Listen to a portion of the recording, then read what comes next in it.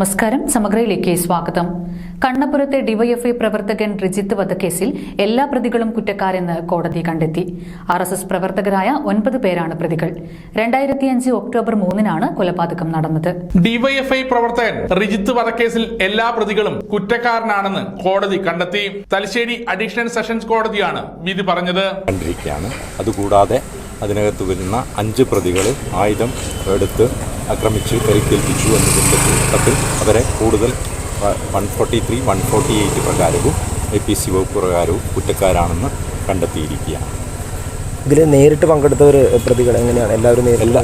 എല്ലാ പ്രതികളും 10 പ്രതികളും ഒരു കിണറിൻ്റെ അടുത്ത് ഒളിച്ചിരിക്കുകയും ഇവർ വരുന്നത് മനസ്സിലാക്കി അവരെ ആക്രമിക്കാനുള്ള ഉദ്ദേശത്തോടു കൂടി ആ 10 പേരും ഇവരുടെ മുമ്പിലേക്ക് റോഡിലേക്ക് ചാടി ഇറങ്ങി അതിനുശേഷം ആയുധങ്ങളുമായി ആക്രമിച്ച് പരിക്കേൽപ്പിച്ചു എന്നുള്ളതാണ് കേസ്. 5 പേരാണ് നടന്നു പോകുന്നുണ്ടായിരുന്നത്.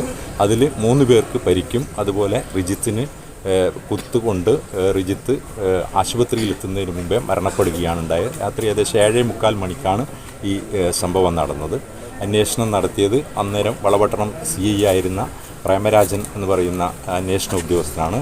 അന്വേഷണ ഉദ്യോഗസ്ഥൻ സ്വന്തം നിലയിൽ ഒറ്റ ആൾ എന്നുള്ള നിലയിലാണ് ഈ കേസിൽ അന്വേഷണം നടന്നിട്ടുള്ളത്. വളരെ ആത്മാർത്ഥമായിട്ടുള്ള അന്വേഷണം നടന്നിട്ടുണ്ട്. ഏകദേശം എല്ലാ ആയുധങ്ങളും കണ്ടെത്താൻ വേണ്ടി അദ്ദേഹത്തിന് സാധിച്ചിട്ടുണ്ട്. ഒപ്പം പ്രതികളുടെ ഡ്രസ്സും ഒക്കെ തന്നെ കണ്ടെത്തി. RSS പ്രവർത്തകരായ 9 പേരാണ് പ്രതികൾ. ഡിവൈഎഫ്ഐ പ്രവർത്തകനായ റിജിനെ വെട്ടി കൊലപ്പെടുത്തുകയായിരുന്നു. 2005 ഒക്ടോബർ 3-നാണ് കൊലപാതകം നടന്നത്. ശിക്ഷാവിധി ജനുവരി 9-ന് വിധിക്കും. 10 പ്രതികളിൽ ഒരാളായ കോത്തല താഴെ വീട്ടിൽ അജേഷ് വാഹനാപകടത്തിൽ മരണപ്പെട്ടിരുന്നു.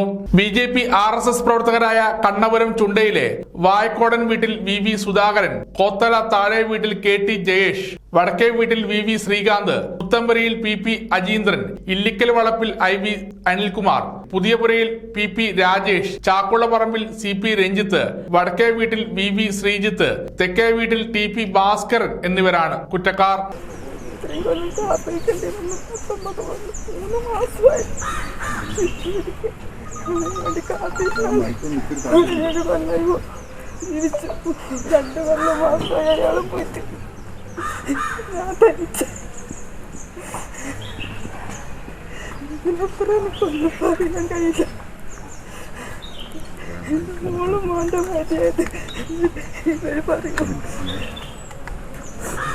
സമഗ്ര ന്യൂസ്, കണ്ണൂർ.